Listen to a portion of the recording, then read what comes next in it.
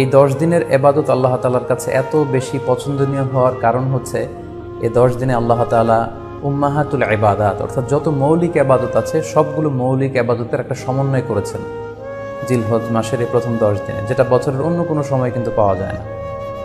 কারণ এই 10 দিনের ভেতরে সালাত আছে, নফল সিয়াম আছে, সাদাকা আছে, কুরবানি আছে, হজের প্রসঙ্গটা আছে, যেটা বছরের অন্য কখনো এরকম উম্মাহাতুল ইবাদত অর্থাৎ যত মৌলিক আবাদত আছে সব মৌলিক আবাদতের কম্বিনেশন সমন্বয় বছরের কোনো সময় কিন্তু আসলে হয় না, যেটা হয়ে থাকে জিলহজ মাসের প্রথম এই 10 দিনের ভেতর। এজন্য এই 10 দিনের ইবাদত আল্লাহ তাআলার কাছে অত্যন্ত বেশি প্রিয়।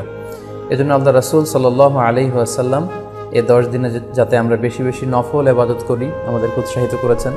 পাশাপাশি আমরা যেন বেশি বেশি তাহমিদ, তাহলিল, তাকবীর দিয়ে এই 10টি দিনকে মুখরিত করে রাখি, এজন্য তিনি আমাদেরকে আদেশ করেছেন। এজন্য